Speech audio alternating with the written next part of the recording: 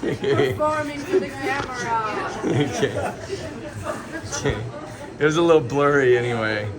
Okay. Hold on, we gotta get. I wasn't trying when we were wrestling. We'll get it on video next time. I'll beat you. Just and like he's Anchor gonna same say he day. wasn't trying when I passed the subscriber count.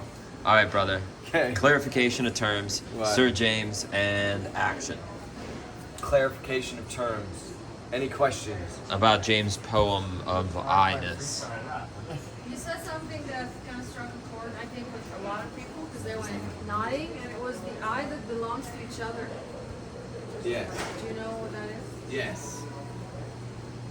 It's this idea of an integrated consciousness that we're just viewing from different perspectives that has continuity. So I might be temporarily suspended in a sense of small I-ness, but then there's like a super I-ness, especially in those moments of harmony where there's an ambiguity of where do I begin and where do I end. And then there's the greater I that is interconnected with all of it. So it's not like, why should we be the I? Should we be this one? Should we be that one? That's like saying, where on the color spectrum should we be? When in reality, it's all light. It's all on the spectrum. It's all interconnected. It's all part of one great variety of existence that is existing simultaneously in all forms. So where does I begin and where does I end according to you?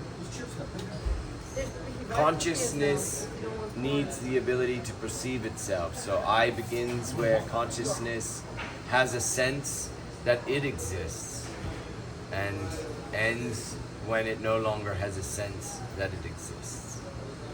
Has your I ever had the experience of not existing? If it did, I wasn't there to notice it. So no. If it did, I wouldn't have noticed Why would you not have noticed? because I wasn't there.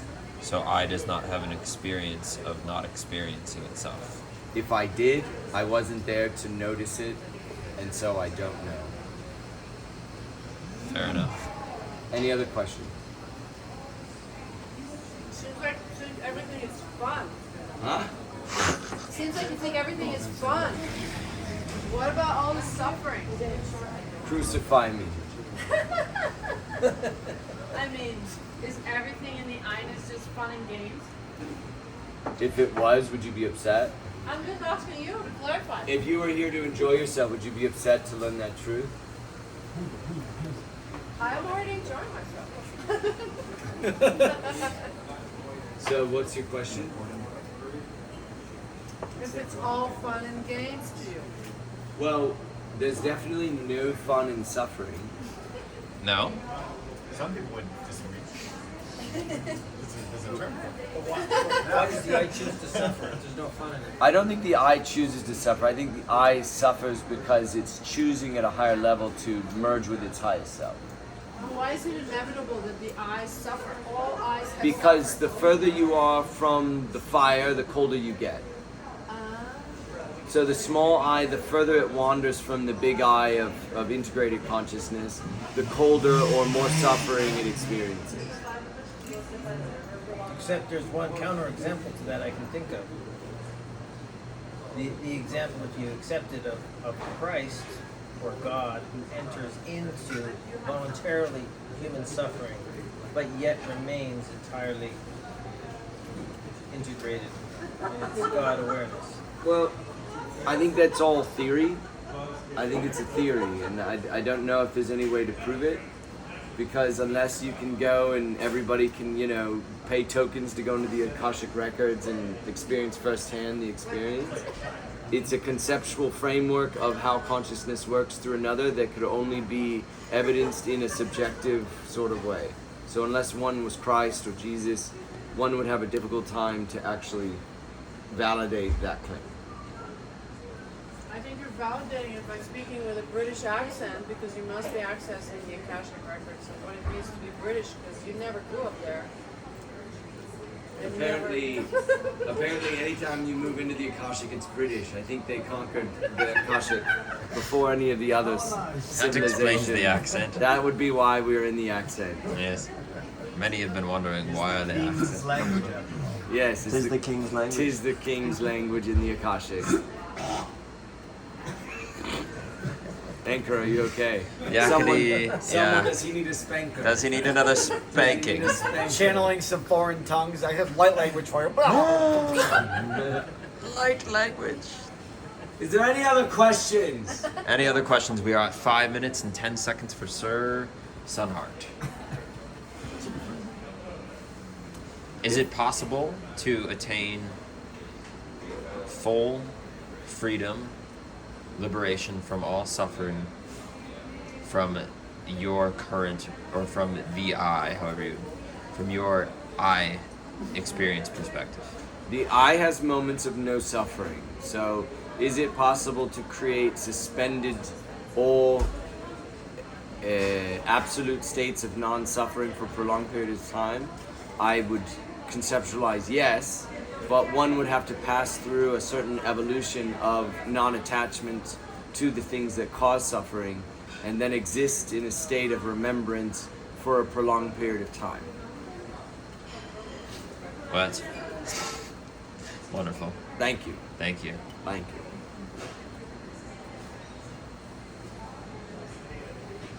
Speak now, or forever hold your speaking opportunity in the formal aspect of this meeting. What happens now? Because we've clarified everything, right? Everything has been Now we all clarified, explode into Christ consciousness. Ready? and we're gonna do that next scene.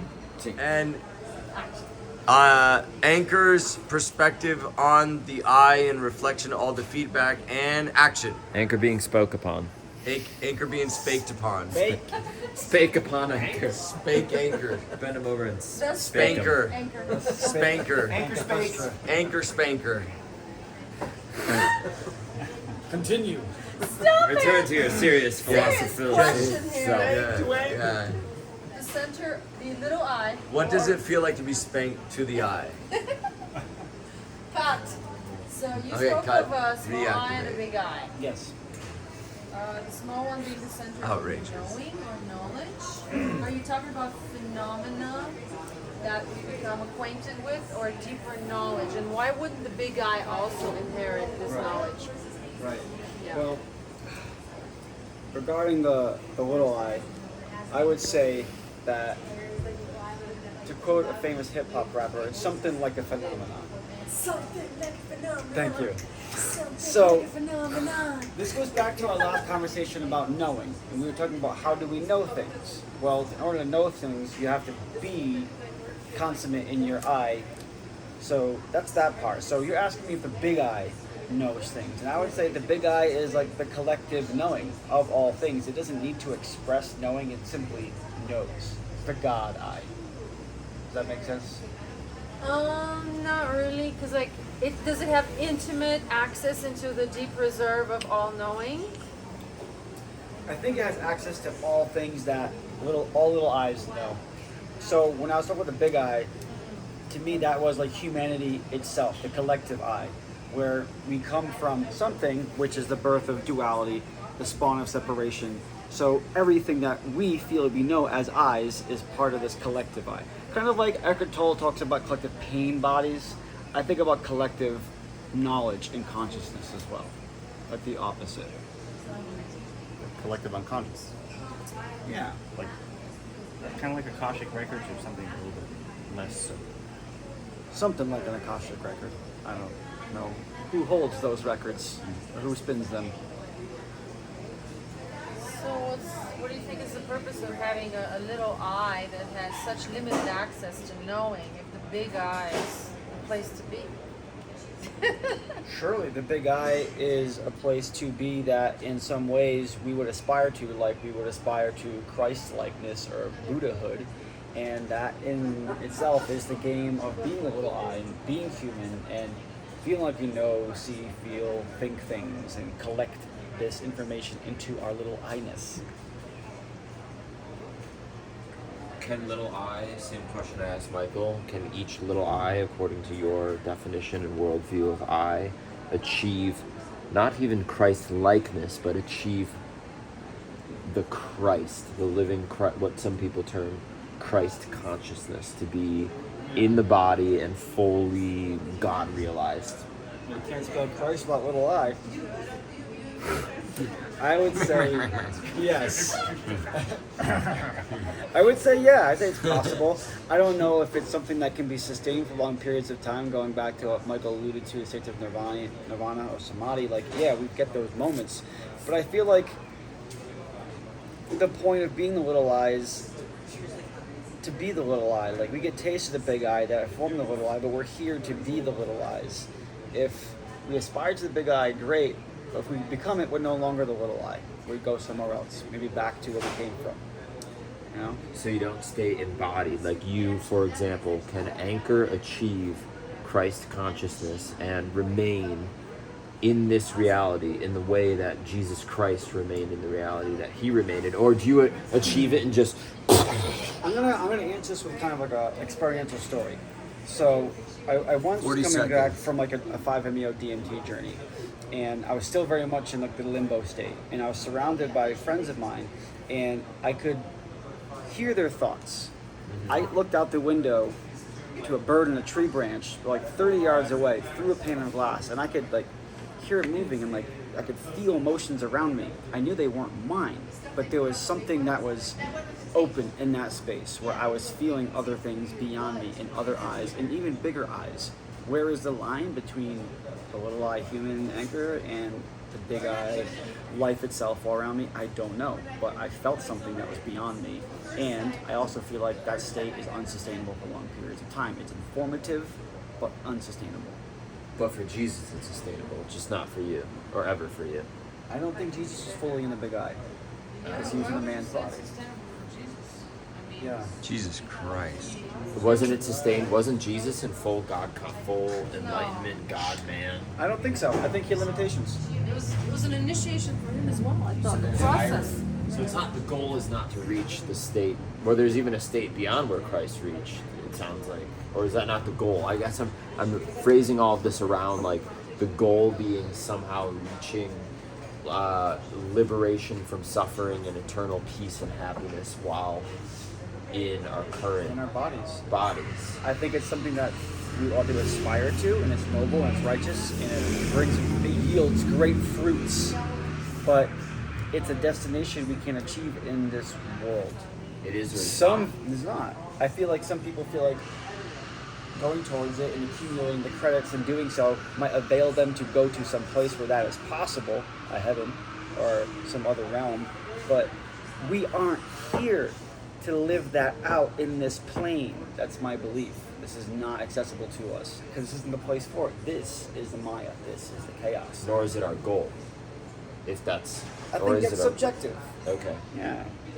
Okay. I'm acknowledging that it exists out there. Whether or not it's your goal to go there is up to you. Some people enjoy this and they keep coming back and they want to be here and do this life. Is it? Can I keep? I have another question for you. Is We're there- over time, but you Nirvana, and so there's a saying in Buddhism that says Nirvana is samsara, samsara is nirvana, or before enlightenment, chop wood, carry water, after enlightenment, chop wood. Yeah. So I think that indicates that like people, beings, it is possible to be in their body and to be fully realized, but they don't go. There is no. The point is like there's no other dimension is what this is speaking to. It's like it's all from right here, right now. Is that fit in with what you're saying, or is that contrary to what you're saying? All right here. Like it's all, there's not another dimension. Like one could reach full liberation and they would just be right exactly. Yeah, where I think I get what you're saying. Like, with the right conditions nurtured, we could slip right into it. It's right there. and be here now. It wouldn't just be like we wouldn't go off into some Buddha land, Marsville. It would be this, but very different. Because See, I don't know if like we're still here. I know those states can be accessed while your body is still here and be witnessed in that space, but it's not going to happen while I'm talking to you. It's not going to happen just like this, and then I come right back. It takes a concerted effort to bend time and space and consciousness, but I think it all is occurring simultaneously. The answer part of, I think, your question is it's not somewhere else. It's just somewhere sideways. Less filters. Yeah. I have one further clarifying question. Nazarena pointed to an eye. I'm just bringing this in as a contrast. It seems to me you have this idea of the little eye, and then this idea of the cosmic eye, and maybe like the eye of humanity, the collective eye. Okay, so you got these eyes, but this one, Lazarina had this idea of the little eye that is aware of this lifetime, but then another eye that is eternal, that is aware of all of its lifetimes. It has a higher perspective and somehow is, yeah. And I don't know. She didn't speak of.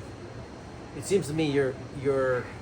I'm just trying to figure out where your conception of the eye is. If you have a conception of or believe that there's some kind of eye beyond anchor eye, okay, if you consider this anchor eye, what happens after anchor dies? What happens to this eye?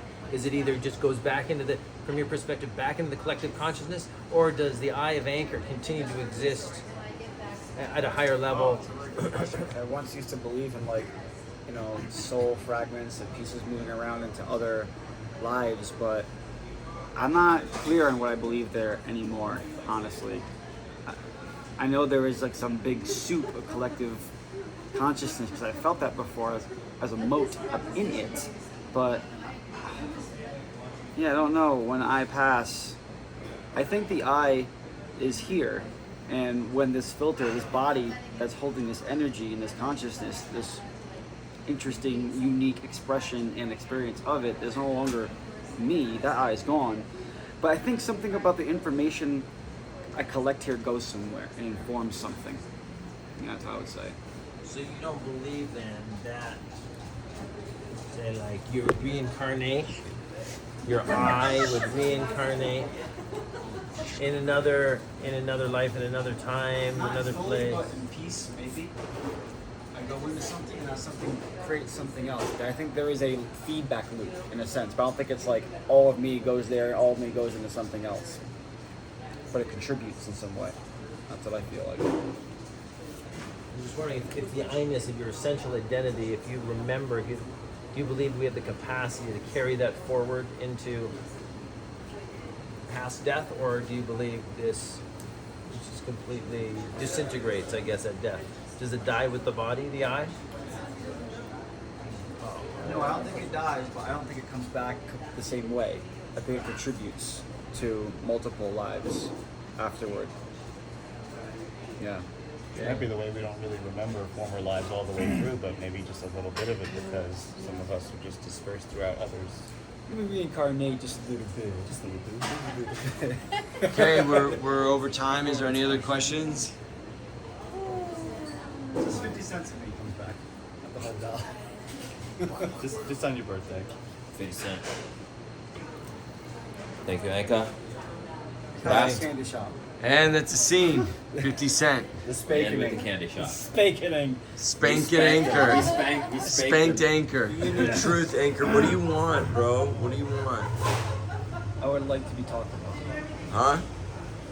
You were like what? I would like to be talked upon in this moment. Talked upon? Okay, I think that's it. Hey, He's going. He's inviting it. I've never heard it called talked upon. Okay. Sometimes I work the high speech. Spaking Yes. too. Spaking to. Spake ye truth. He spoke me. Who He thus has spaked me. a charge to bring upon, You so want me to ask the question? if you want, You if you spoke wish. of the please. small eye as a center of knowing.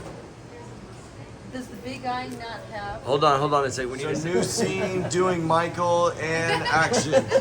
Michael, what does an uncreated being mean when you say God is an uncreated being? The follow-up question to that is that some theory, an idea that you have, or have you directly, through your eye, experienced that is the way that it is? Where did you get that information from? I think there's some things that are just purely logical reason. They're subject to proofs of reason, not proofs of experience. So, like when we say, if God is created, okay, if God is, we say, if God is a created being, anything created must have an ending, right? It must be created by something. How does it? So you get into this question: how does something that's created? How does it become? If it's something that is a being cannot just spring from nothing. It has to either be, or one would have to explain how that's possible for a being to spring from nothing. So I think most traditions have posited a creator being, right, who has birthed life, birthed other beings, of which humankind is one such created being. Book of Genesis, probably most traditions have a creator and a created being. So otherwise there would be you're in a sort of an endless loop of how did life come into being, by itself. So you have to posit that there is an uncreated being that has first created all of life. That's, I guess, just a reason. That's how I'm reasoning it. Anyways, that God, and it's just a reasonable proof. It's, obviously, I haven't experienced. Is it even possible to experience God? If we're going to say God, that is some creator being. How we had an experience of it being uncreated? No, I don't think that's a possible experience to have. But we can still posit that it must be the case. Otherwise, What does uncreated mean? It doesn't have parents? I'm trying to understand. Uncreated means it doesn't have parents. It's the original everything. yeah, it's the prime mover.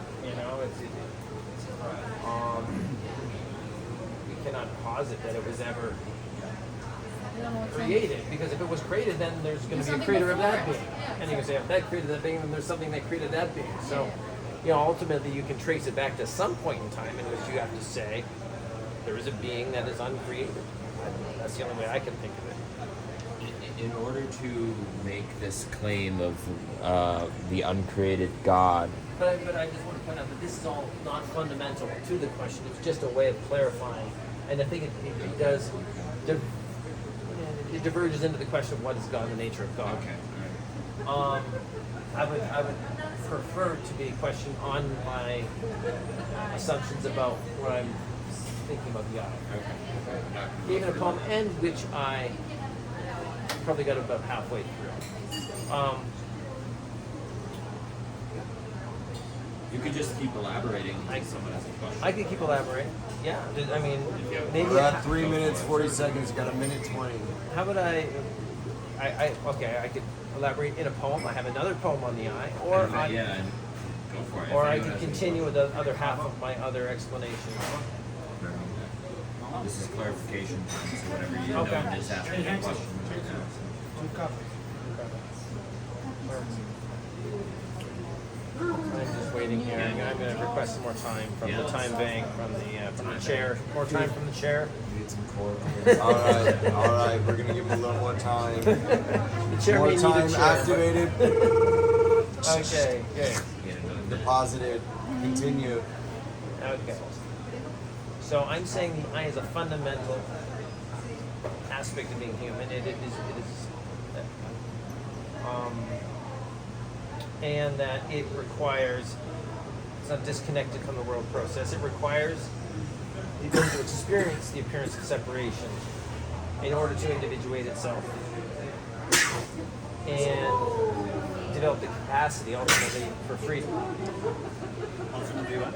For freedom, because ultimately, as long as it's interconnected and one with everything, it can never have freedom, it can never have separation, it can never know itself as it's just part of a world process. That is, it's all it, right? Or it's all happening, but it can never differentiate it. Even in its existence, it can't differentiate what is it versus what is not it. So it has to separate into a dualistic state. Can it be the shit? It's his, yes, I think so. It is shit. So it requires a bodily apparatus. It creates for itself a body with sensing and feeling organs. So I'm saying, and as well a thinking capacity. So there's two aspects that the eye utilizes. It senses and feels, but then it also thinks and develops concepts about what it experiences. And we call that aspect the mind, which includes but transcends the brain. And then, what else do I have here? Is that it is building knowledge about itself as an evolving spirit. So I'm saying it's the eye. To say I to oneself necessarily means I am distinct from other external agents and world processes. Distinct from, but not separate from, I hold that our I has been set on a causation-dependent path of individuation, which is provided with unique experiences, perspectives, such that each human I is uniquely differentiated from the God being or beings which have created it. Though an I may have peak temporary experiences of losing itself in that being or other higher beings, or having momentary identification with other beings, it still comes back naturally, inherently, essentially, to itself as a individuated being amongst an individuated spirit amongst other spirits. Why do you think it comes back to itself? Why? Because that's its essential nature. It's not essentially one. It used to be one at some point in far antiquity, but through the chain of causation, it has differentiated, individuated itself. It can have a temporary experience of oneness, but it's not its essential nature any longer. As it can no longer But the experiences of just oneness. taste it. You can taste it. The Yes. experiences of oneness are part and parcel of its evolution of itself, or awareness of itself. Sure. Right? Yeah. Sure. It realizes it's interconnected with and one with the world process. In fact, it's all part of one single unified world process. But that has, it's on a path, and that path has a trajectory which cannot just be wished away, or willed away, or somehow even through, and this has been, I think, shown by like really profound, like Sri Aurobindo, for example, would be in a state of very high states of samadhis for months and months, ultimately would come back to himself, come back into, and most people have had that experience for moments. You have some moment of bliss, some samadhi, some nirvana if you're a meditator, and then you taste that for a while, then you come back to yourself. And but you can never just live in that space. No, right? we can never. Can Jesus? Can Buddha? Do we each have the ability to reach, through our own conscious will and choice, a state of infallible sahaja samadhi, Christ consciousness, enlightenment? Or is that only for Buddha and Jesus? But we can't do that. Or can we? Well, I don't put Jesus and Buddha on the same level, but Okay. because to me, the Christ being was a whole other. I'd say Jesus Christ. Okay, But can you we all talk- go to Christ? If you're talking about Christ, Jesus logos, we're Christ. talking about the level of a God now. So the God man. identification of a God is going to be different than the identification of a mortal, of a created. We all being. reach So Christ. Didn't Christ have an eye? Permanently. Yeah, Christ had an eye. Christ had an eye. yeah, sure. And was he living there temporarily, or did he live But- there permanently? Oh yeah, but Christ's eye was, we're talking about the eye of a God, right? We're talking about A an man eye. God. Well, Man and God. from my perspective, Right, right, a God that entered into man, but still was at the, in his 30th year. It was a body. Yeah, that entered into the vessel of a man, but was fully identified and aware of himself as a God, right? And said such, and then acted and performed as such. And that's where I get to that perspective I said earlier. If one is, it's not enough to say I am aware of myself as, and that's maybe a first step, but to be identified with, to be one with, means one has achieved that level of state, that state. To say I am God, one should be able to prove themselves as God. What are the capacities of a God, right? If I say I use that example of an Olympic diver. If I say I'm an expert diver, but I'm an Olympic diver, My but I question is just simply, is it possible for each being to achieve the consciousness of Christ? We're a little over time, by the way. I think it is, yes. Okay, all I right. think it is, but through identification and through the grace of that being itself. But that is the path. That is the destination. Yeah, that's the destination. And that would be a permanent state of unending bliss, joy. Because you were saying before how we can never reach this permanent, and that's why I'm like, well, what about Christ and our ability I to? think you're right. I would take that back and say it's a rare. It would be a rare occurrence, but I think it's claimed. Ability. It's it's a far off. Like What'd you do? stage. in which it's a far from ultimate state to say, I am at the level of Christ. I am one with Christ. I mean, if you're going to say that, you have to prove it, right? I just wanted to know if it was possible. If you felt like that capacity exists in the heart of every human Like being. if you had Christ in your name. Potential. Yeah, as a potential. As like an acorn can turn, as like a little acorn has the potential to become an oak tree. Yes, definitely. But we have to make that choice. It's not inherent. It's not necessarily going to happen, and it requires grace. It's not also something we can just do on our own. It also requires a grace event. And then what's the goal of this individuation through separation? Who does it benefit? What does it benefit? It benefits the universe in providing new novelty, because each eye, when it reaches the level of God, when it reaches the level of itself becoming what we would today consider a God in the far, far future, will be a unique aspect of the universe, completely unique creator God being that is. So I think we're on. It seems to me we're on a path from complete oneness and homogeneity, I guess you could say, to individuation, okay? Differentiation. Back to connection to the oneness, but now with a newly developed capacity where we are fully aware of ourselves as an individuated being. We don't lose any of that development. I don't accept that. We just go back into some undifferentiated state of oneness. Let's try to wrap up the scene. That's it.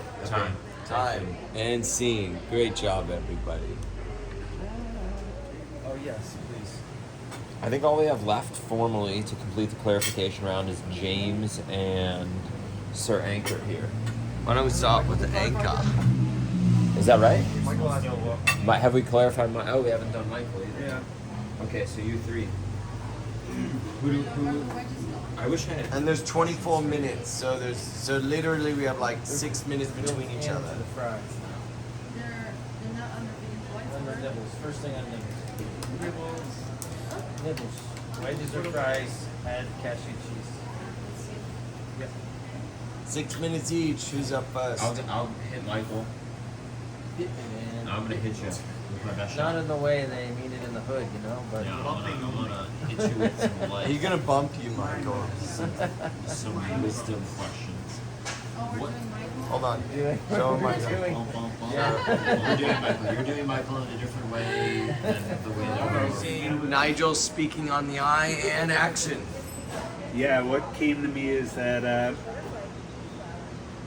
that maybe the eye is like a mirror, and it's a mirror that's constantly changing and shifting, altering through each individual's lifetime.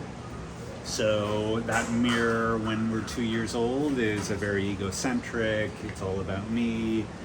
Through adolescence is another thing, and then through the 20s and the 30s, and then into a sort of questioning period in life. And it's this constant mirror that's reflecting back to us. Where are we? And if we're not asking, then it's still reflecting back at us, and things are happening that we're confused about. But if we are asking, then maybe we are looking more into the mirror that is the eye. And yeah, it's an ever-changing mirror that goes as we shift through life and through lifetimes. And yeah, that's what came to me. Okay. Yeah. I mean, maybe if we're just not Nigel, go into clarification with you. If anyone has any clarifications for Nigel. No. Cool. I do. Yeah. Moving into clarification. Yeah, for Nigel. Yeah. Okay, so with the metaphor of the mirror, the eye being the mirror. You said it's like a mirror. That's my question. Yeah. Is it a mirror or is it like a mirror? Because that's important. Well, it depends. If you mean like a mirror that's hanging on the wall, then no, it's like a mirror. But if it's a mirror in terms of something that reflects back at the individual, where they are in their life, existence, development, journey. I'm asking because the mirror doesn't have an identity of its own. It's only reflecting where it's being pointed. It's only reflecting that which is around it and the context in which it exists. It does not reflect its own identity. It reflects what's around it and outside of it. So I'm quite confused. Like, how is the eye like a mirror? You know? Well, I like the way you said it. That just furthers what I was thinking about. That it's and you hear about these sort of spiritual parables, for lack of a better word, where it's said we are nothing, we don't like fully exist, and you're saying a mirror is something that only reflects back, and that's kind of what we're grappling with. Are we a real thing, or are we a creation of our own mind, ego, selves, etc.? And so I feel like you even better defined what I was, because it just came to me as I sat down. It's a bit raw and unrefined, but yeah. I think I kind of understand what you're going for now. Like, the more you look into the mirror, maybe you can bend the mirror so it refracts and sees more than just your face.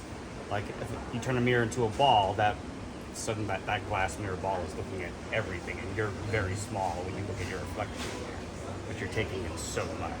So that kind of can happen as you get older, and then the more you actually pay attention to the mirror, a lot of other things can come into focus. I like what you said about bending it. Like that actually will, because I hadn't thought of it like that. But that's a whole new angle that you can. It's an interaction with this mirror, and that you can actually have a willful effect on how the mirror reflects. Yeah, it's 30 seconds. Just to build on what Lesrina's saying, because I also was confused by the analogy, because it seems to me something needs to be looking into the mirror. Right? What is that thing that's looking into the mirror? If the eye is the mirror, okay, what or who is the thing looking into the mirror? All the different aspects of ourself. So the I would be the sort of true essence self that we're all trying to get back to, and it's reflecting back all our misinterpretations and survival strategies and egos and fears and garden lists and all that. It's reflecting that back. So we're like a reflector, essentially. We are the reflector. The eye is the reflector. The essence, the true self is a reflector, and all the other loaded onto, and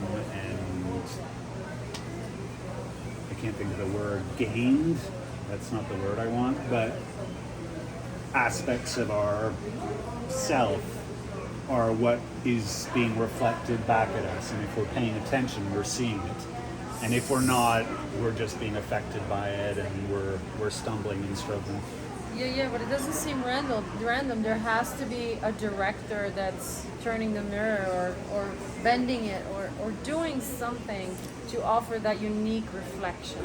There's But gotta maybe be that's all the parts of the self that are having that effect on it.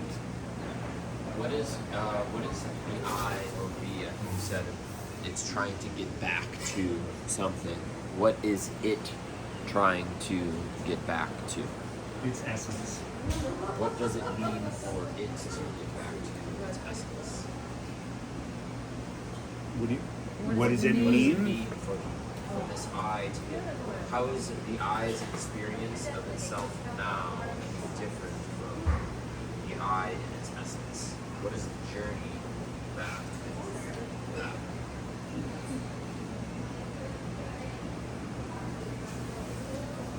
Well, I think the mirror is the essence. I don't think there's a difference. It's the other splintered parts of the self that are trying to come back to the essence. And the more meditation and consciousness work there is, the more they can see that they are splintered and use the mirror willingly and consciously, and the less there is of that actual work, the more that mirror is just sort of reflecting back like struggle and difficulty and blindness and dissociation, etc. Would it be fair to say that when one sees their eye clearly, they have come back to their essence? Yeah, you could even call those moments of enlightenment. Okay. We're time.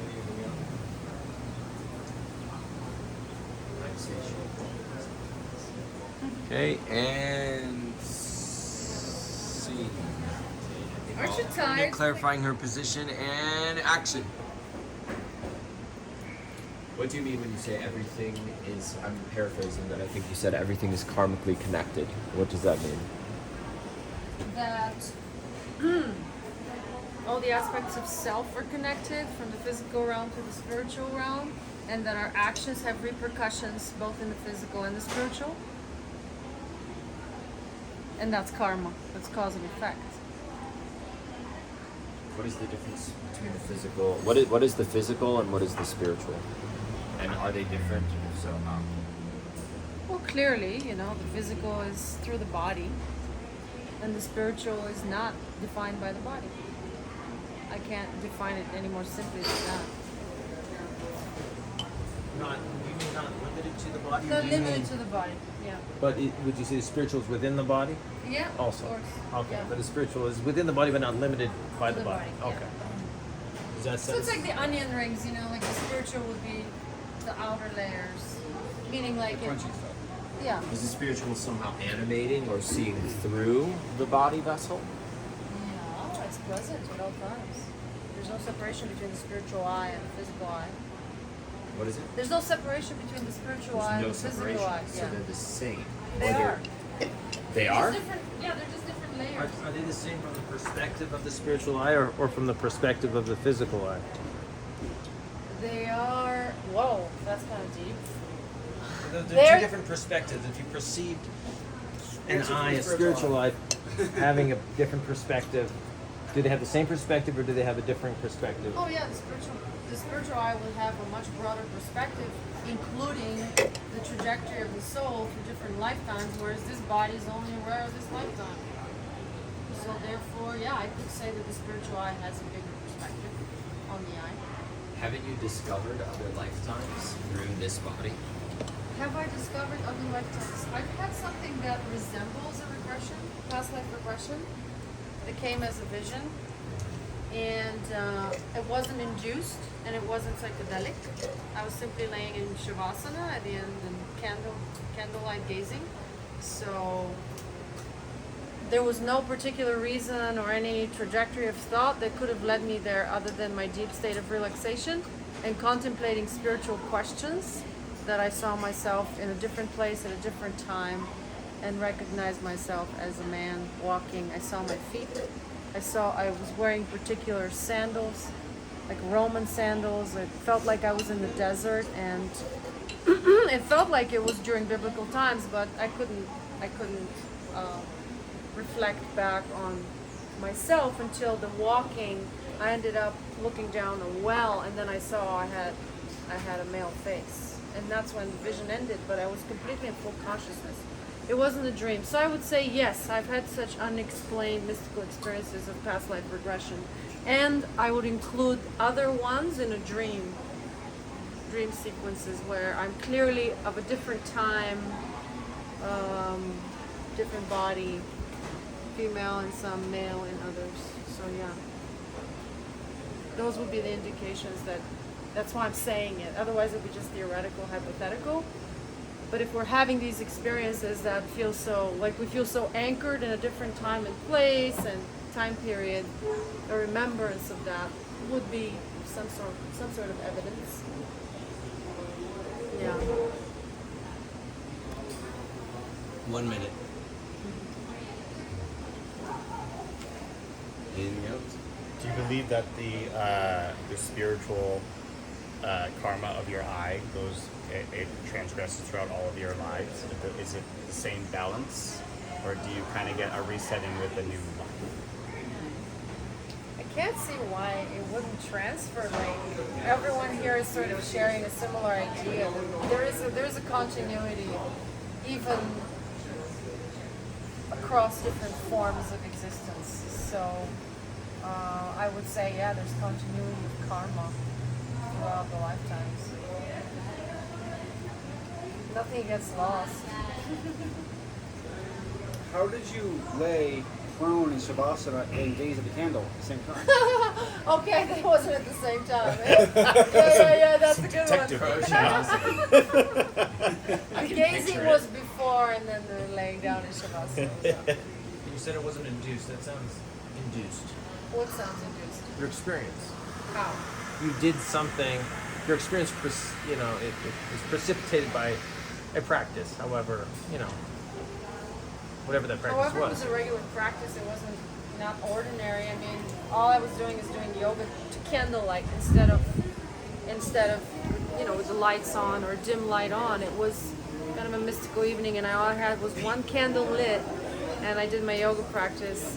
And I did, as I sat there cross-legged, I did gaze at the candle, and then when I relaxed into Shavasana, those images came. Yeah, I think she just means induced as in she wasn't expecting that result. Yeah, there was no intentionality around it.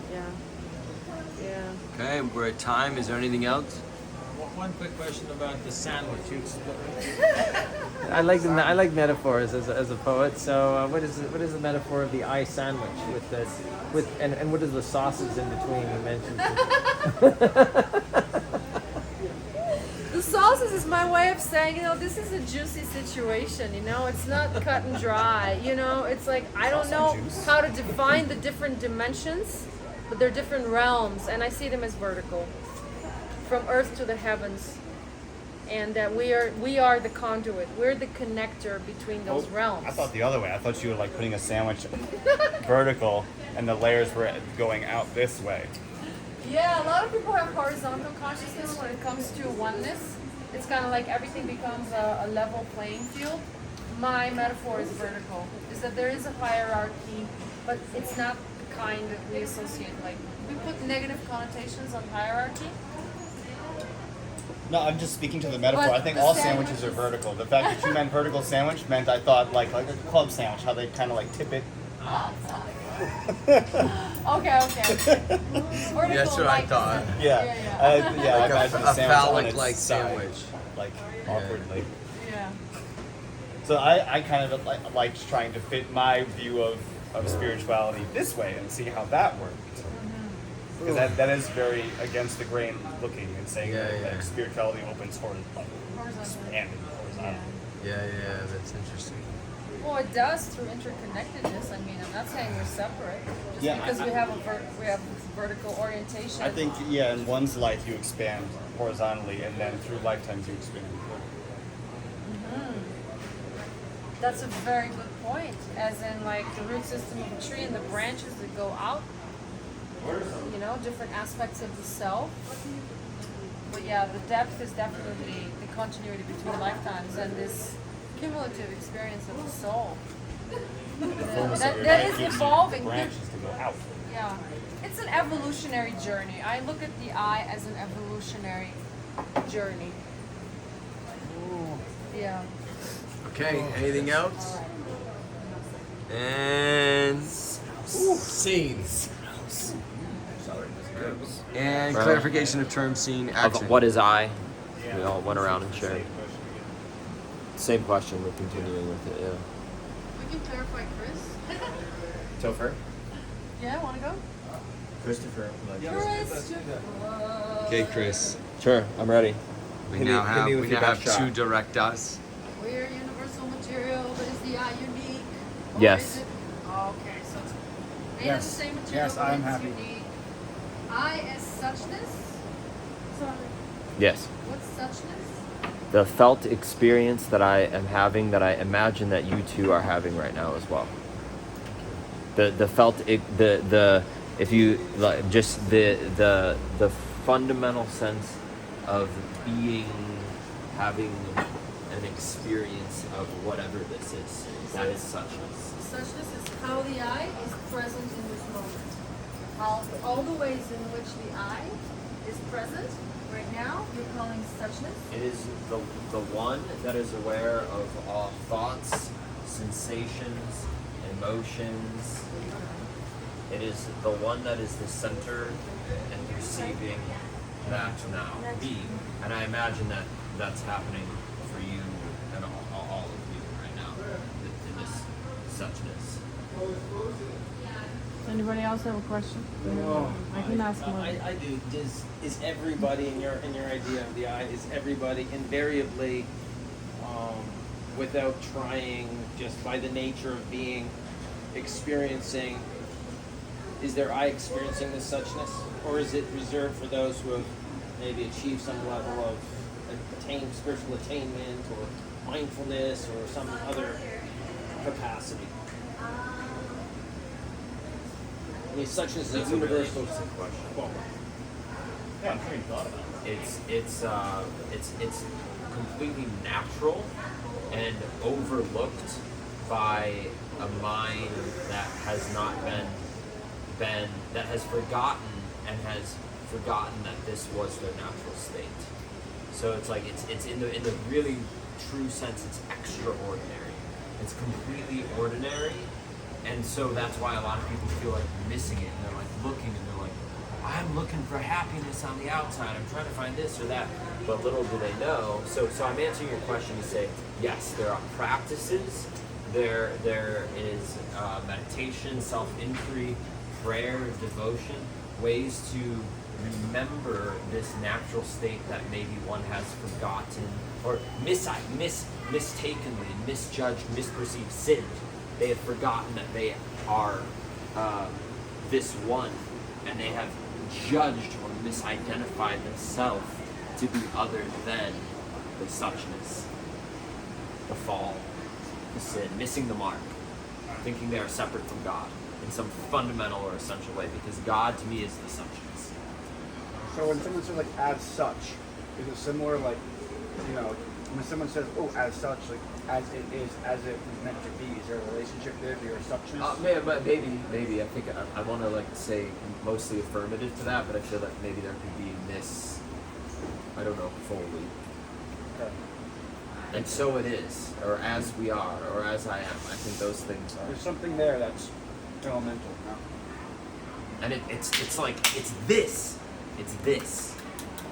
So it is physical. The physical is not excluded from this. I feel that the physical is part of the suchness. There's no thing other than the suchness, which is the spiritual, which is the physical, it is God.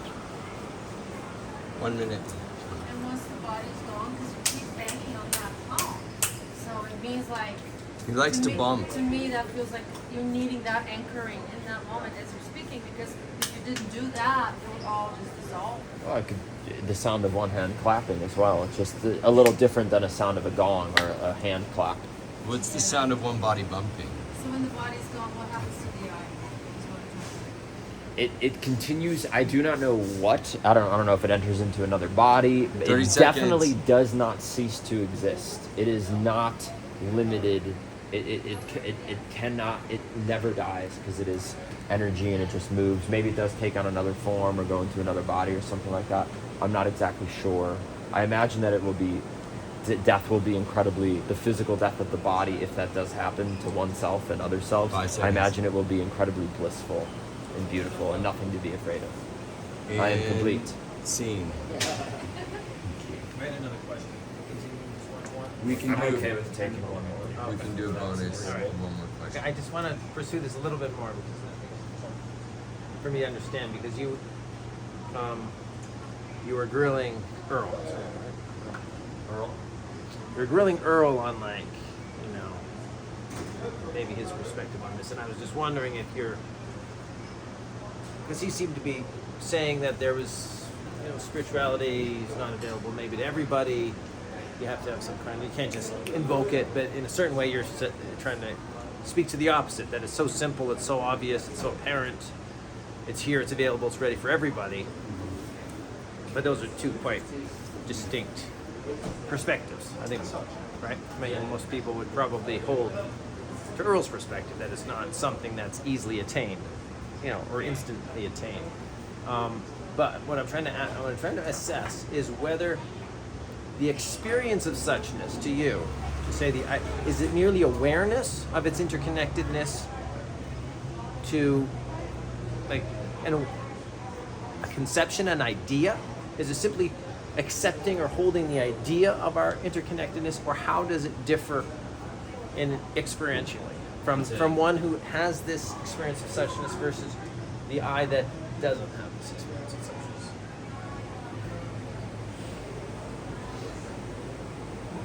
suchness? It's so hard to answer because the one that doesn't have the experience of suchness is having the experience of suchness. They just don't know that they're in this interconnected whole called universe, consciousness, God.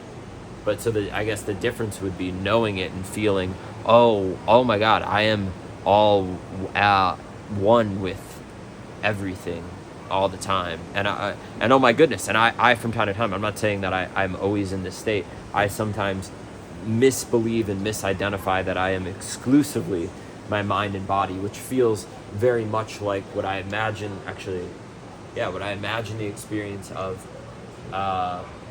not being in touch with that suchness would be like.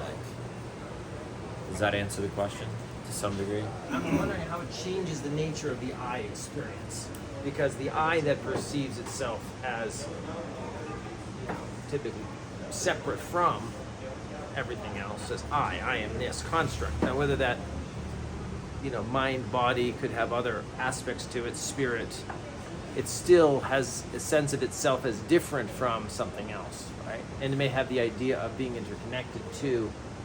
connected with, interwoven with everything else. But that's an abstraction in a certain sense, right? It's still experiential. It's not an abstraction. It's experiential. We're over time. Anything else?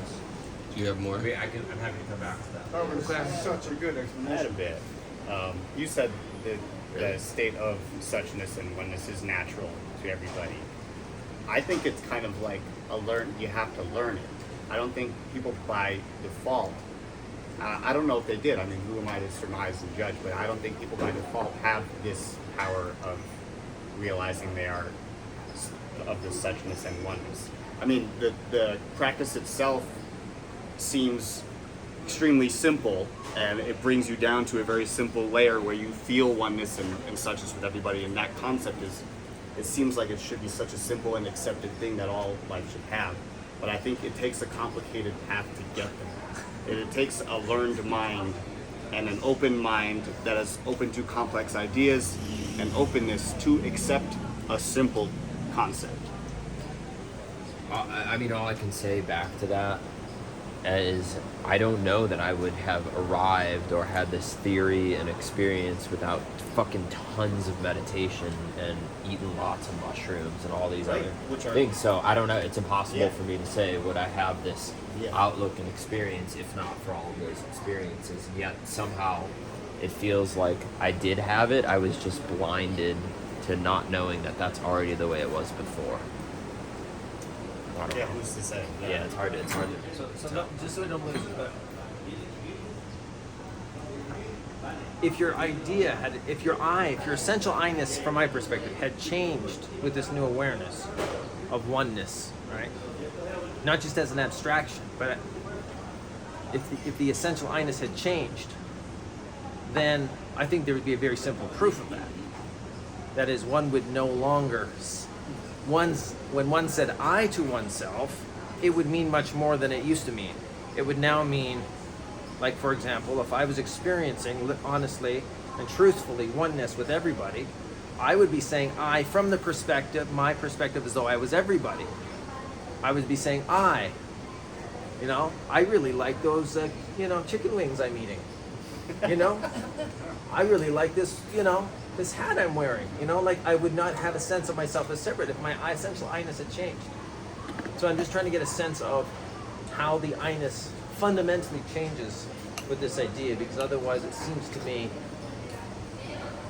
the I-ness the I is not fundamentally changed. Therefore, we can say it's just an idea of oneness. It's not an experience of oneness, because the experience of oneness would actually fundamentally change our sense of our I. I'm happy to try and give an example, but I also am mindful that we're probably at least 10 minutes into my clarification. It's all so about you, so it's okay. if we want to continue on, I'm happy to continue on, and maybe we can put a pin in this, because I won't forget the example that I would give to this, what you just brought forth. Okay, and scene. Can you please be spiritual in this scene? And action. Can I please be spiritual? in this scene? Be spiritual. I didn't understand if there's an I that you think exists beyond your own narration of the I, because you spoke of it as narration. Is it simply a storyteller? I think in that narration you are connecting to other people because you're trying to figure out how you are seen in that person's eyes, and therefore you're putting yourself in their place and trying to learn more about them in the process. So you're connecting with them on like a subconscious level, whether you think you are or not. So your I is defined by relationships. It's Yeah. relational. Oh yeah, So yeah. it's not just the personal narration, I am, blah, blah, blah, but it's... Yeah, your conversation I am is like a soup of everybody else's who are you. Internalized perception of what others think of you? Yeah. Like your monologue fighting everybody else's narration of you. So you're setting yourself apart from other people's concepts of you. I mean, I don't Or necessarily think I'm trying to set define myself that apart. Yeah, yeah. I'm just, it's having a conversation with other people's ideologies of themselves and you in relation to them. Okay. Are we complete? Anything else? I still feel that it sounds like no, you can't right now choose and say, yes, I am having a spiritual experience. Or can you do that? Do you have that ability? Anybody or You, me? you, I. The I that is hearing this question now. Me as a person, my I can choose to make a moment very much impactful if I choose. I can kind of like go into a space and say I will treat this as more than a moment in life. I will treat this as something. I'll be like this is a not a milestone, but definitely a placeholder where I can look back on and grow. Do you It's consent to somewhere be on between. camera? It depends on what I consider to be spiritual. I don't know. Okay. Spirituality to me is You can kind of think like a about deep learning about oneself. Okay. So I know a lot of people look to spirituality as like other things teaching them things, like whether it's kind of like spiritual readings or religions and theologies.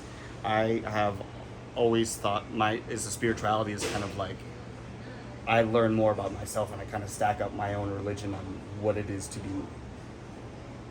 So it sounds like pretty much yes. Yeah.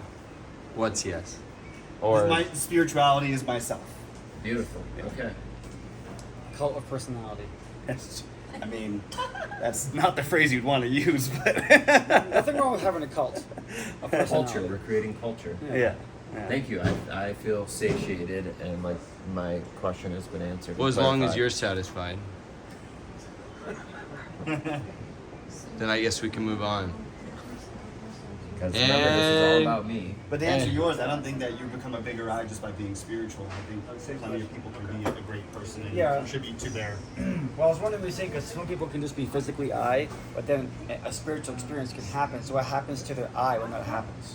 Do you imagine? What happens to the I when a spiritual experience besets? I think that's on an individual basis. Because it sounds like to me it would create that stacking. It would add more to your I somehow. Either that or they could repel it and just like contract even further Drama. into their other spiritual or physical world. I don't know. Some people are just totally fine being in their physical body and seeing the physical world, and that's it. Yeah, I believe that. And I think they have a great gift for the world too in doing it. Clarification time is over. Yes. Clarification time is over. We need Well some. over. Slap Look at my him. wrist. Well we need some. over. We need some Slap leadership mine. I'm a here. bad leader. Do it Bad, again. bad. Harder. I need more pain. know, Bad he boy. Listen to the rules. Anchored kind of like his exploded out of him, his clarification. I just I saw needed this to from the address corner. it. Okay, we're starting. Question. Okay, who are we gonna clarify next? Warming. And I don't know that we'll get to everyone, or nor I don't know if we'll have a need for that. Yeah. Nor does it matter. What matters is that you feel satiated in your curiosity. Just rolls down the stairs. The eye, my eye. I'll tell you who I am when I roll down there. Who shall we clarify next? Nigel, welcome, brother. Welcome. We're Scene clarifying your version of I. Is that what it is? Is that the scene? Okay. So Earl clarifying his version of I, and action. So it seems like you describe the eye as a negotiation process, a constant negotiation that can never be pinned down. It's always flowing in one. Yeah, it's like an ever-present narration, like an inner monologue that needs to like be sated 24/7, one way or the other. I mean, I don't know anybody who's completely satisfied with their definition of their I, or how they even see anyone else's definition of their I. There's always some inner monologue that wants a balancing of how you view yourself and everything else. And I think that's how we interact with each other, is taking some of this and taking some of that, and trying to not have so much of this and trying to not have so much of that.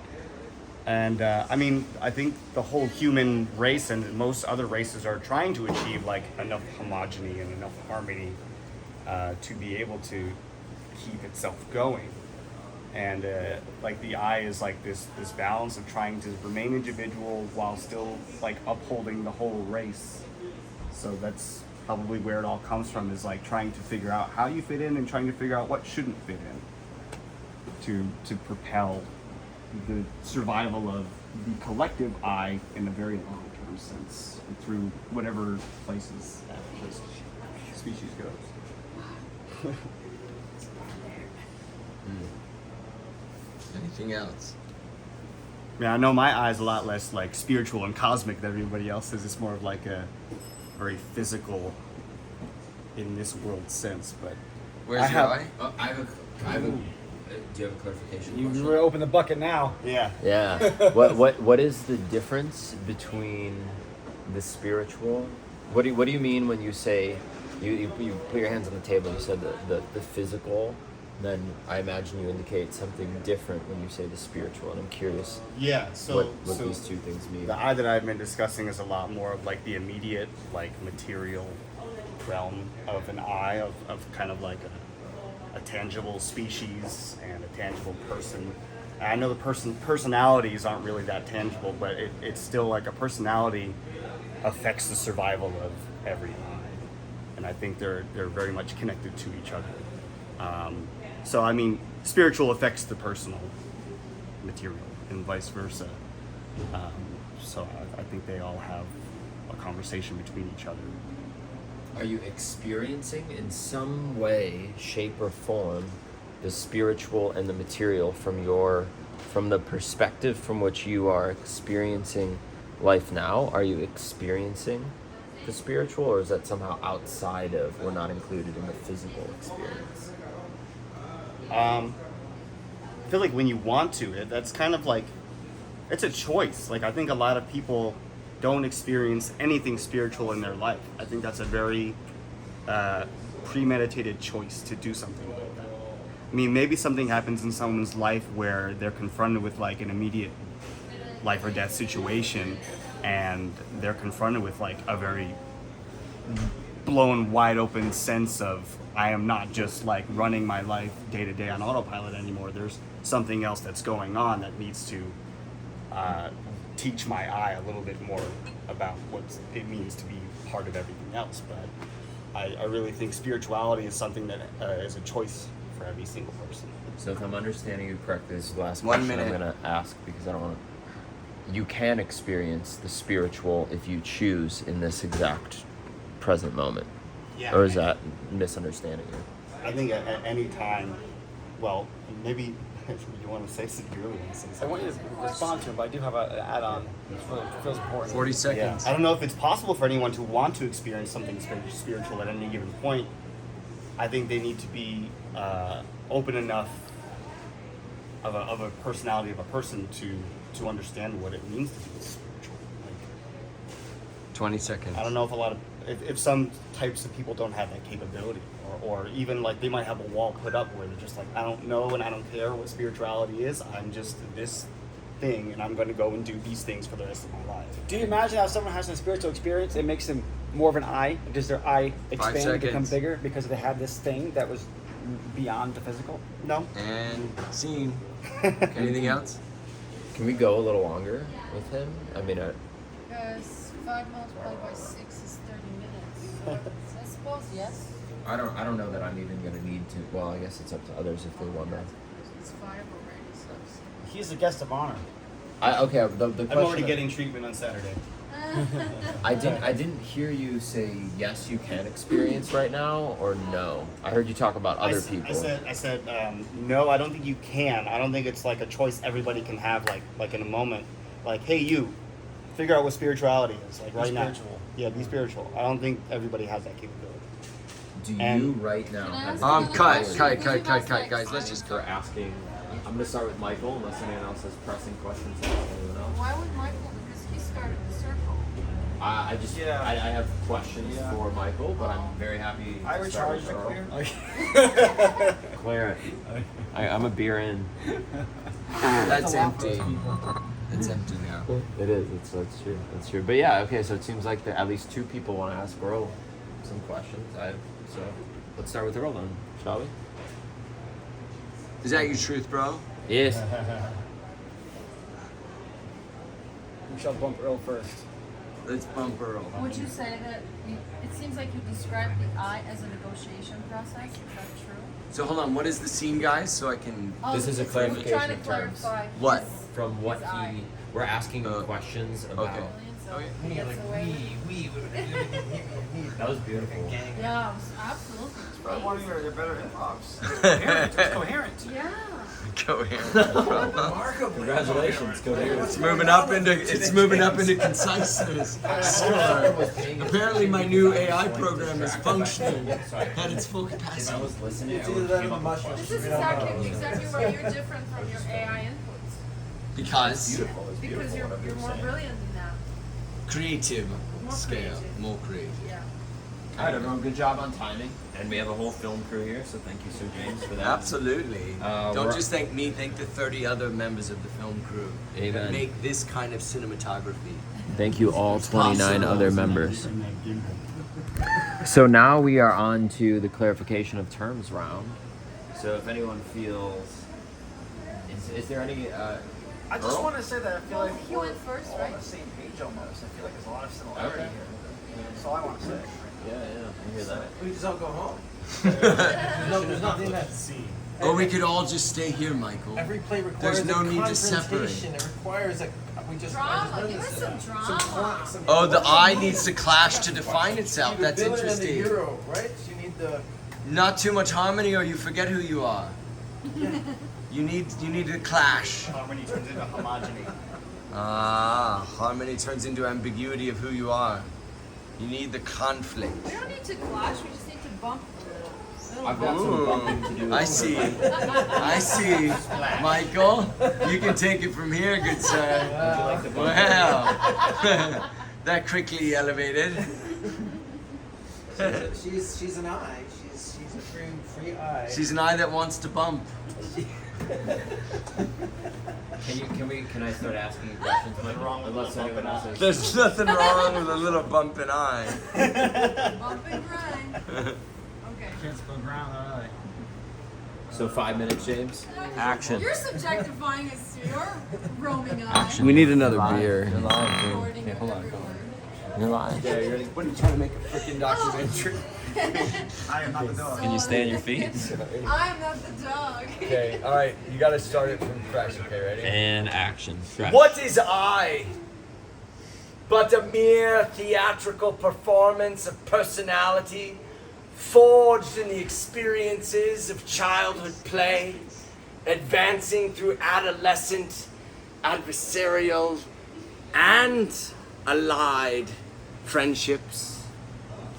What is the I but a performance of the self, validating the self as it performs itself in the seeking of love, in the seeking of meeting needs, in the connecting, in the imagery that it hopes it will see, in the externality of its inward projection to create, being attacked by a camera that could be your fate. So let's just all take a moment to appreciate the I that serves us more than any other, and the I that belongs to each other. So that both collectively and individually we can unite, finding the source of energy in the middle that does ignite all of our hearts and souls together as one, and yet still separate and become individual for fun. That is the I that I like to appreciate. And as a matter of fact, I've taken I on a date. Well, you're brilliant, damn it. You still have That's why you get about a away with minute. it, because you're brilliant. Otherwise, we would not let you. Are you complete? I'm complete. All right. And scene. I said we. I jumped to a nine. When not I, Yeah. but Christ, our lips do pray. I when not I. I when not I. Do you understand sufficiently? Any clarification needed? I when not I. The little I. The I, the larger I. When not our socially constructed, lower egoic I. Yeah. What are we in right now, guys? What kind of eye are we in? European. A European eye? Is there more that you want to Is there a lowercase I? There is more I'm gonna share. I wrote something about the I. I don't know. So, Okay. what would the eye like to say The about I itself? is an individuate. This is what I came up the other day actually after contemplating a little bit of your stuff that you shared. A little bit of a response in a way. The I is an individuated aspect of God. God being a divine, uncreated being, in case you're wondering, that is fundamental and unique to the experience of being human. Okay? I'm saying it's uniquely human. It's not, Its primary feature is self-consciousness. That is awareness of itself as a localized, evolving, and self-determining agent within an interconnected and singular world process. So it's not separate. 40 more seconds. Human beings alone, and those beings who may have already passed through the human stage, provided they have evolved sufficiently, unavoidably say I to oneself, as this is a fundamental human capacity, as distinct from animals, plants, minerals, which do not possess such faculty. Though intimately connected to and part of the evolving world process, the I requires experiencing the appearance of separation in order to fulfill its individuating process, which provides it with the capacity for free choice. Thus, embodied earth life is essential for its evolving self-awareness. The I requires a bodily 10 seconds. apparatus with sensing and feeling organs in order to perceive apparently separate phenomenon within the world process, and a higher thinking faculty within an apparatus we call And- mind, Cut. that includes but transcends the human brain. Okay. That's about half. That's about half. Yes. That's about half of what I got. That's okay, we cut that too. Was that? Then we cut that too. We'll probably leave that in. Did you have to cut off for that last part? Is this seriously good No, I content? didn't cut off. I just Can we said get cut. funding for this document? That includes but transcends. Who's gonna fund us? Copy? Outside funding, please. We collect royalties. All right. Somebody created GoFundMe? You never saw that? Is this your first I time? just saw it right now. Oh, really it's tight rating. hilarious. That's how when I met him, I'm like, hey, you are. Here's Earl. Yeah, I know. He's hiding all that hair under that hat there. There's Earl is fire. He's gonna be playing here Saturday, He's right? gonna be playing Saturday. And this is a legit after. This is where he's hiding all that hair under that hat. I Here, let's shaved see it on the again. plane. It got so Let's hot see it on the way again. over Let's here. see it again. Okay. Shaved on the hair. Okay. Okay. You're up You if get you the want to phone. share. Yeah, I do. Yeah. What is I in the form of a poem, Michael, and action? I'll start with the poem and then I'll add something else. Maybe two poems. I, the only word which to oneself alone one can say. I that soars oft to roam the night, renews the body's clay. I, that precious fount of morn, awakens wisdom each new day. I, that guides each to freedom on the sun-kissed way. I, the spirit needle in the earthly hay. I, the real actor of our cosmic play. I, when not I, but Christ our lips do pray. I went up. When not I, but that's lowercase I. I, when not I, the lowercase, but Christ our lips do pray. That speaks to the Is that the end of I, the poem? when not Of the beholder instead of The eye I know of that. I the like that. beholder. I like that. I like that. Okay. All right. But then that would play strongly to the observer theory framework. Oh, I can't wait for your share, James. I have an integrated Do you wanna framework go with for AI. Michael and I film you while he's What are you trying to make a freaking documentary I'm over trying to here? make What are you trying to do over here? Who's got the gimbal? Who's got that freaking gimbal? What are you looking for, Michael? I will in a second, but Michael I'm has looking got for some a poem I obvious wrote. It just came file to me optimization right now. issues. Can you use keywords to find it? I found it. If right you there. multiply 3 minutes by every day in a month, that's All right. 90 minutes, sir. Okay, here's a poem I wrote Just- some time just ago. Not that I'm doing the math. All right, you ready? Hold on. You're less of an eye the more eyes you have on you. yeah. This You're eye, less with of this, an eye, the more eyes you have on you. That's a quote of Who's going next? Yeah, that's quite a. I can unpick that. Michael's jumping in. What's All the right, statement? Michael's up. You're less of an eye when there's more eyes on you. Interesting. come Interesting. back. Okay, we'll come back to that. Michael, you ready? Give me 1 minute here. 1 minute. 1 minute? No, one with 10 seconds. Okay. I can use up my time if you want. But, No, no. I No, just by want- all means. I just want We to can find- always edit. Oh, No one's wasting any time. yeah, where is it? I'm trying to find my I'm trying to find my poetry. I wrote a poem Maybe some about the file eye. organization.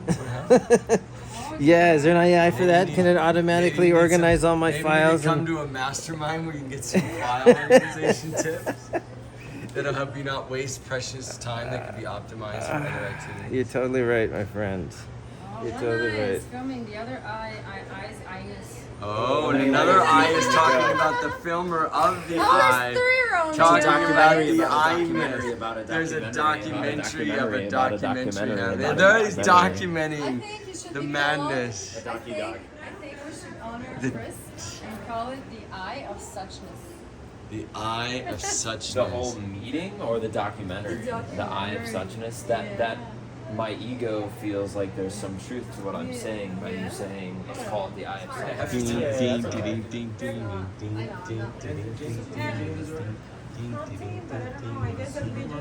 Hey, I didn't know you were gonna film me a whole fucking documentary. Are you rolling? Do you have a Is request? this a fucking Are you trying to make a documentary? request? I'm gonna Are cut. you trying to make a request? Do you have a comfort zone request? I'm just saying, like, I'm perspiring here, and I didn't expect the camera to scrutinize that. Do you have a request? Well, how long are you gonna record for? Do you have a request? Question. Do you have a I have a request? I'm not consenting to that. at this Okay. point. So you have a Yeah, request? Bye-bye. You have a request? Or not. Okay. Cool documentary. Okay. Does anybody need anything? You're good. You're good. Are you ready?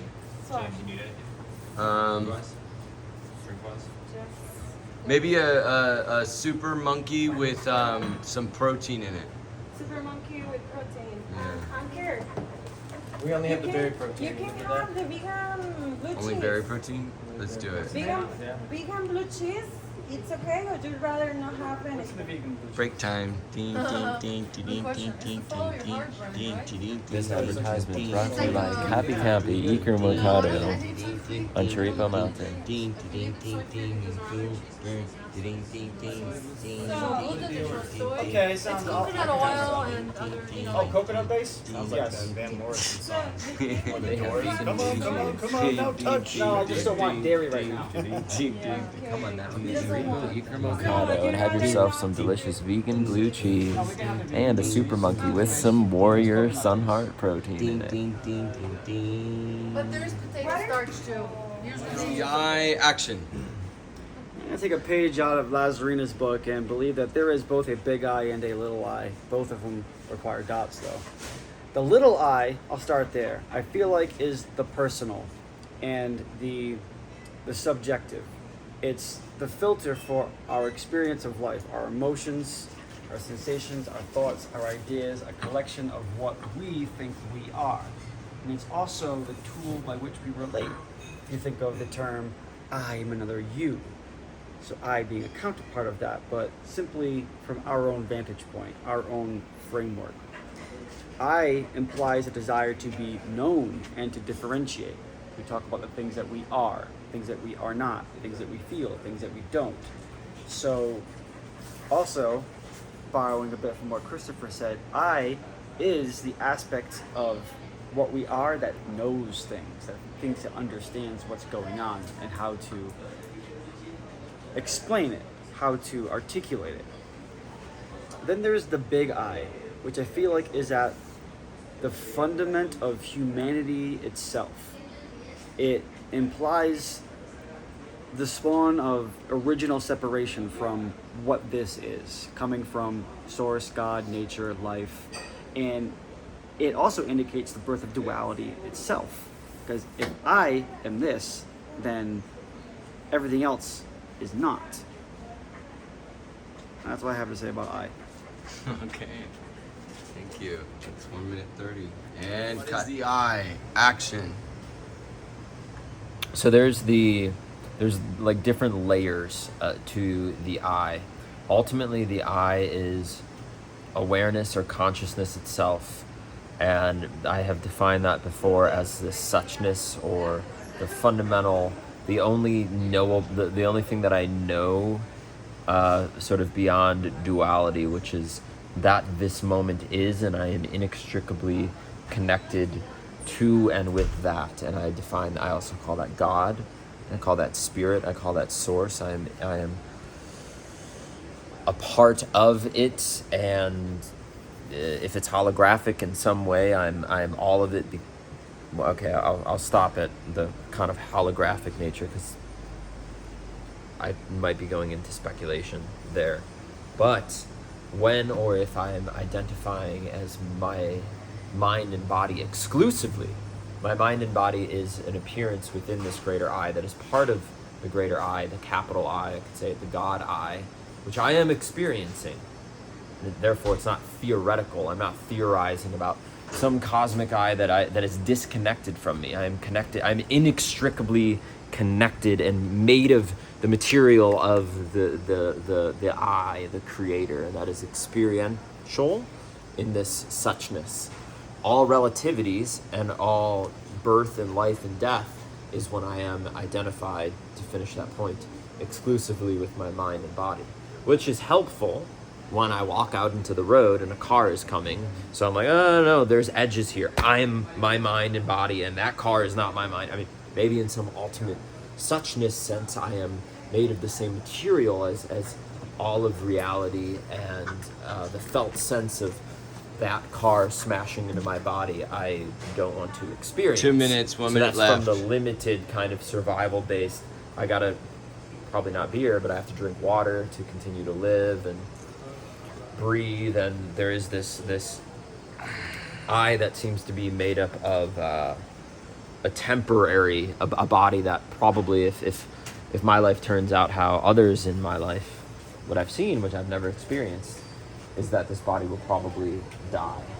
And then maybe I will see, oh, the ultimate I that I am is infinite and does not have an end to it. And I was experiencing that I that exists after my body exists is actually fundamentally no different than the I that is seeing through my eyes right now. And I feel that is the suchness that I have tapped into, and that's what I put my faith in, that is the true reality is accessible, and I am experiencing it right now, and I will after death as well. And cut. Complete. All right. Everyone's looking up thoughtful responses. Yeah, well, I think everyone, yeah, that's what I'm doing. I'm taking notes for each person. So I will go because it seems like the attention, at least from this perspective, is on me. Okay, hold on. You have to say that again? No, I'm not gonna say that. What is the I and action? Hello, James Sunhart. I believe the I is. Well, I'd like to define it away from the socially constructed self or any other cultural conditioning and what we refer to as the conditioned self. When I'm speaking of the I, I'm speaking of something that is clearly transcending that and also has a more permanent existence beyond even this lifetime. So when I refer to the I, it's, for me, it's an essence. And what I mean by essence is something unique, whether it's an energy signature, an individuated soul, whatever your beliefs are around that. I'm not here to clarify that, but it's something that persists through time and is untouched by the falsehoods of the world.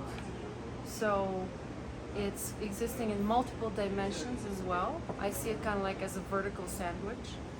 So with many layers and all kinds of sauces in between. And it's sort of like the physical self is experiencing the I simultaneously in the etheric, astral, spiritual realms.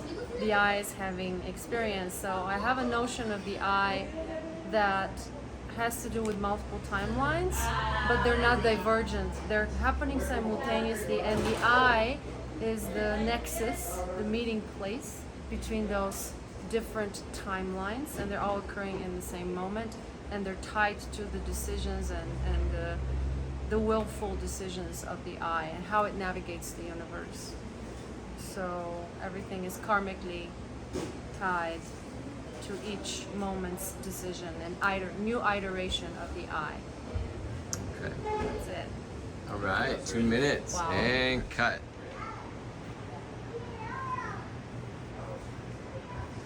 Who's up next?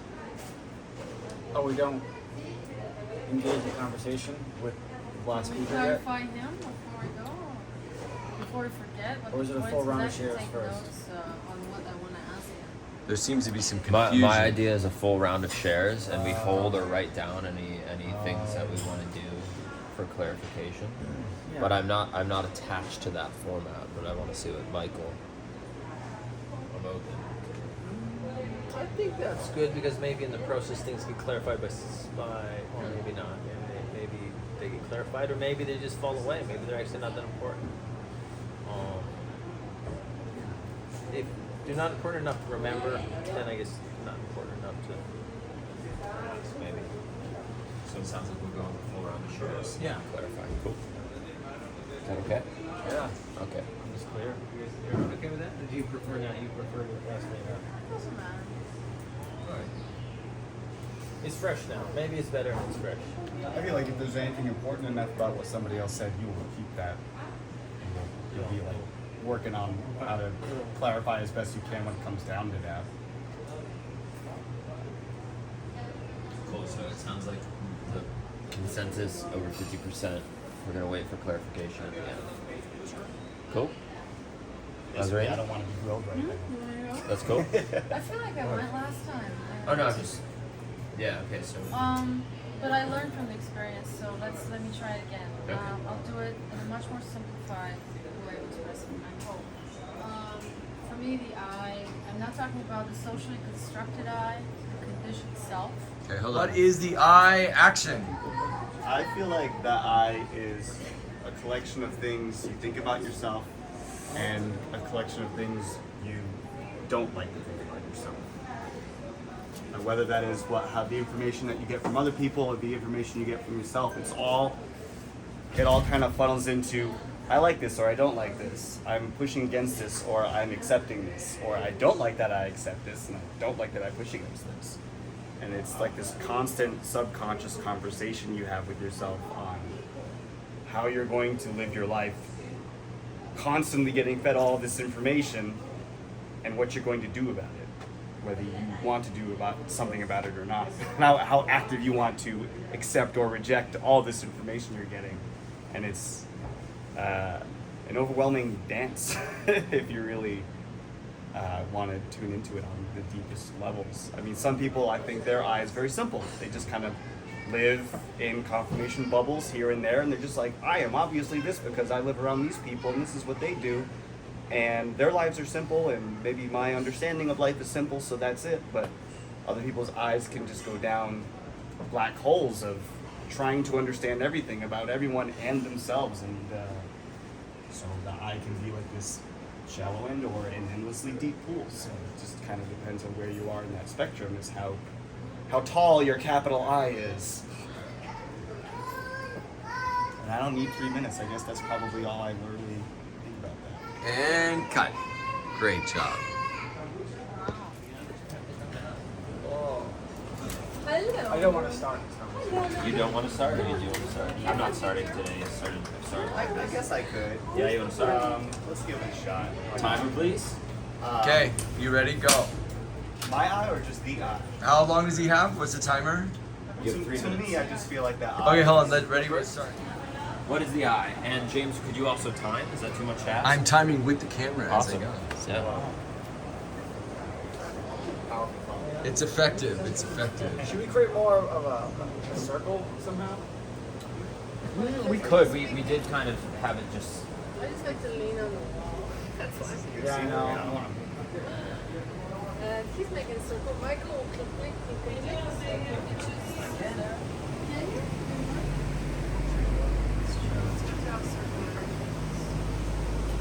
Please unsubscribe from James Sunhart's YouTube channel. That's gonna be the longest video ever. No, it's not. I break them up into little 1-minute clips. Is the AI breaking it up for you? You should be Very funny. Let's talk about the eye before we get to the AI. Hey! Hi! Be like, all right, I've asked one question, Let's hear but from- I can't ask 5 questions. Clarify Michael. What are you doing, Anchor? Yeah, and if no one else has a question, maybe. Okay, yeah. So we'll just intuitively feel it out, but I feel like we have enough of a framework to dive in. Dive If into you're a someone. smart guy, I'm sure you'll pick What up is on this what we're doing. 360 documentation going on? We all need to put a You gotta get my good angle. I got your good angle. Making you look good. Don't listen to your brother. Making you look like a movie star. You could. And if you don't, and if someone's running out of time and you don't have Is anything that, to say, you're like, if these were your last moments, is that what you want to tell me? Yes. Okay, so I commence with a cheers to you all. Penis and me. Cheers. Oh, wow. Wow. Appreciate Cheers. Man, what kind of Philosophers Club am I at? Cheers, Michael. Cheers, brother. Thank you. Yeah, just, we'll have a debate time. Okay, so then what I'm hearing, and let me know if this is aligned to you, Michael.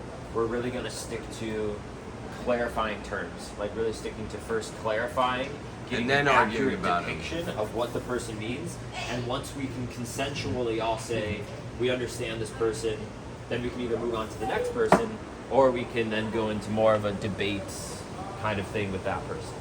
How does that sound? Yeah.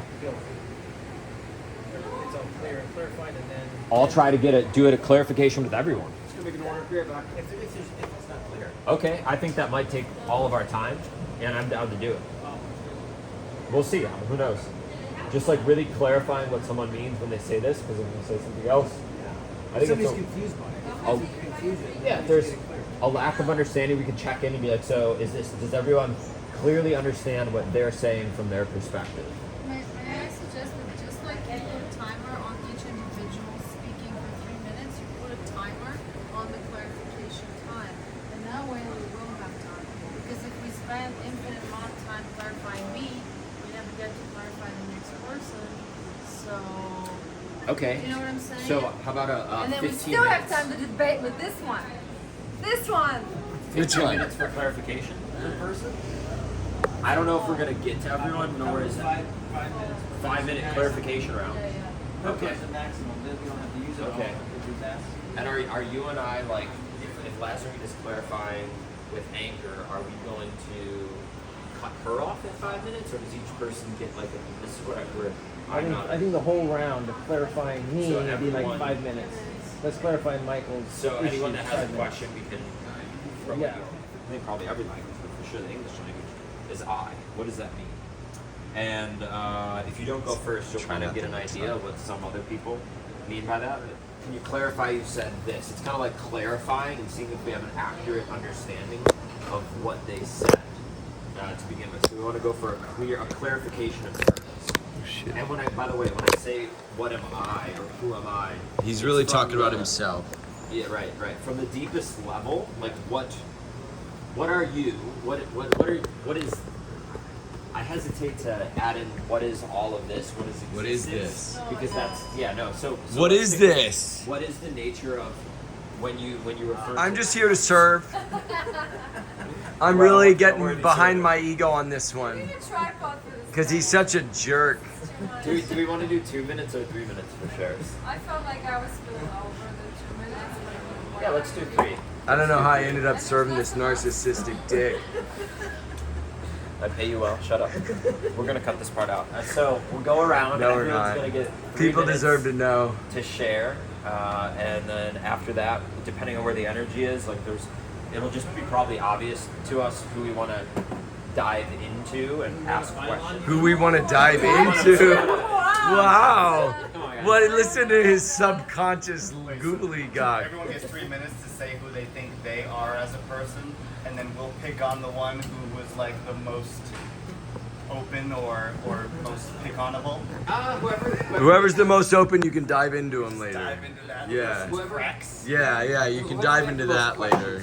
You know, like if you want to ask someone, when you said this, what do you mean by that? What we wanted to continue and to debrief. Remind me of your name again, my brother.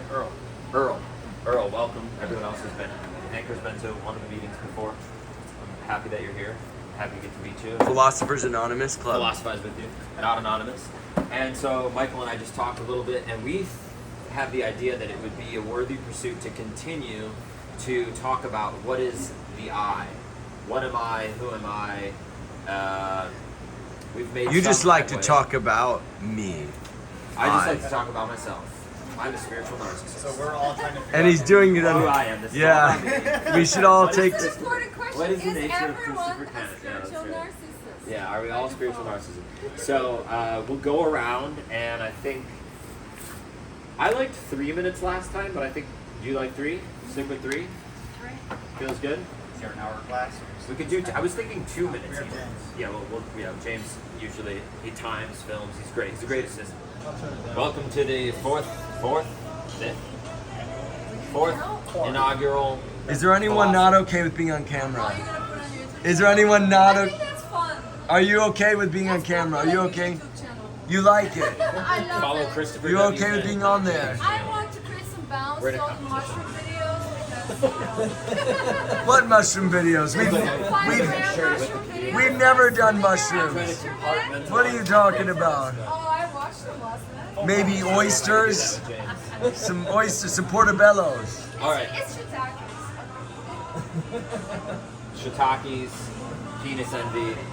We love mushrooms. Mushrooms are great. They may have helped us formulate what the answer to some of our question is here today. I shared with Michael that in the group we're going to solve the mysteries of the universe today. I don't know if that's going to happen. I think that's a worthy ambition. It's a nice goal to have. And scene.